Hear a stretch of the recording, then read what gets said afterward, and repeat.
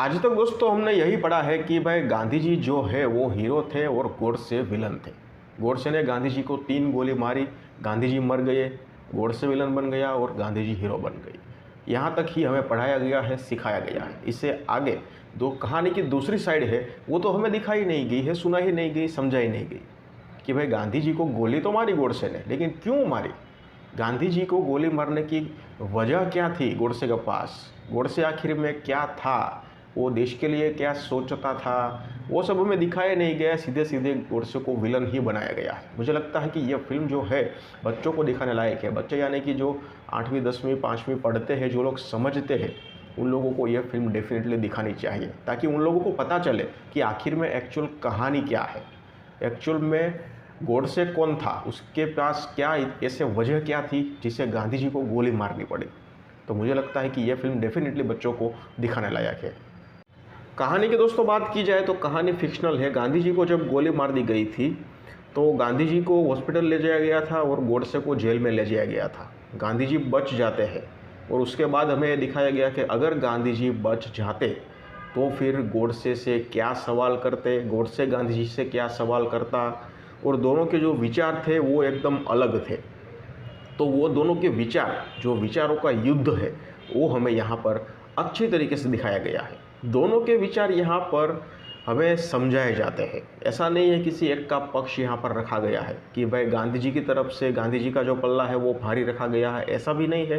गोडसे का पल्ला जो है वो भी भारी रखा गया है, ऐसा भी नहीं है। दोनों का पक्ष हमारे सामने रखा गया है, तो एक बहुत अच्छी बात है।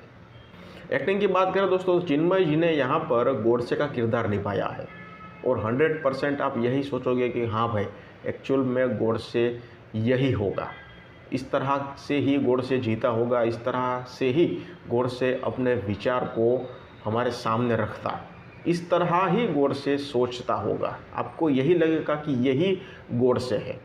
गांधी जी की बात करें तो दीपक जी ने गांधी जी का किरदार निभाया है और गांधी जी को देखकर भी आपको यही लगेगा भी हाँ यही गांधी जी है।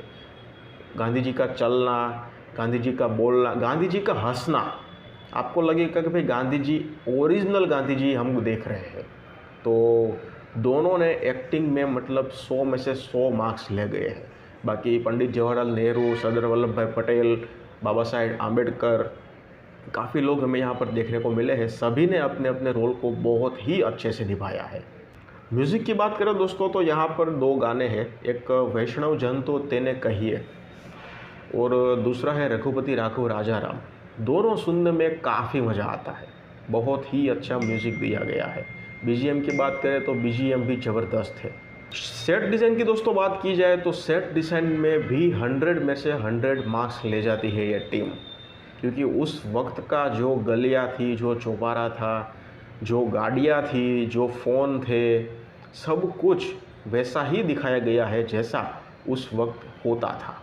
लोकेशन भी काफ़ी अच्छी है। अब नेगेटिव पॉइंट की दोस्तों बात की जाए तो यहाँ पर जो लव एंगल डाला गया है उसका कोई मीनिंग है नहीं। मुझे नहीं लगता कि इसकी ज़रूरत थी। अगर लव एंगल नहीं भी होता तो भी ठीक था, मतलब ठीक है, डाला गया है तो ठीक है, बाकी इसकी कोई ज़रूरत नहीं थी।